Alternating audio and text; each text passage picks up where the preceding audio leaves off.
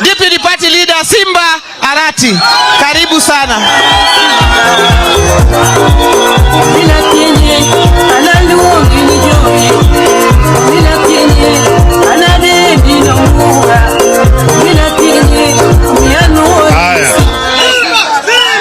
Aya.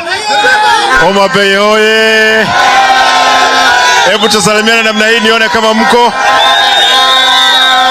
Aya. Kwanza, sawa, asante. Baba, nataka nitoe shukrani sana hapa Homa Bay kwa sababu ya baba kuhakikisha mama Gladys Wanga amekuwa chairperson wa chama chetu in Central and East Africa, kuwa mwenyekiti wa chama hiki.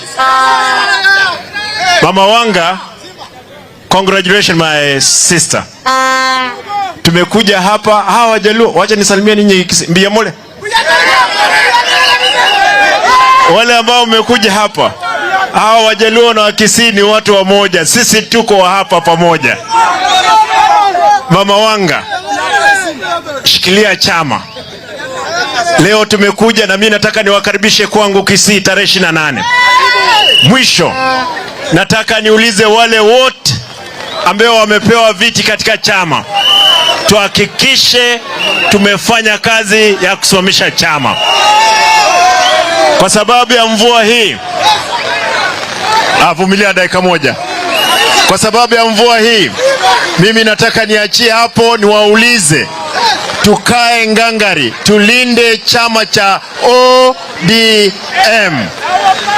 Our ministers ambao mmeenda katika serikali, mimi nataka kama deputy party leader, nataka niwaombe, hakikisha tumedumisha nidhamu ile tuko nayo katika chama. Kwa hivyo mimi kama deputy party leader tutashirikiana kuhakikisha kwamba tumejenga chama chetu, na mtu yoyote ambaye ataenda katika serikali lazima tudumishe nidhamu ya chama. Ndugu yetu Joho, ndugu yetu Mbadi, ndugu yetu Oparanya na wale wote, nyinyi ni wanachama wa ODM. Yes. Hata mkiwa katika serikali hii ya Mheshimiwa William Ruto, nyinyi ni wana ODM. Na mimi kama kiongozi wenu nataka niwaambie, tunaangalia vizuri, tuhakikishe kwamba kazi imefanyika. Baba, ukiwa katika Africa Union, chama iko imara, tutailinda.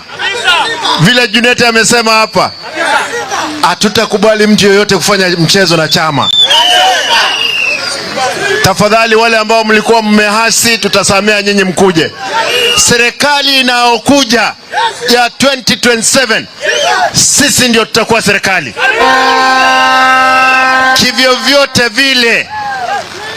vyote vile, lazima serikali ya 2027 sisi wana ODM tuitengeneze. Asanteni na Mungu awabariki. Asante. Asante sana. Na sasa nimwalike Deputy Party Leader Abdul Swamad Sharif Nasir.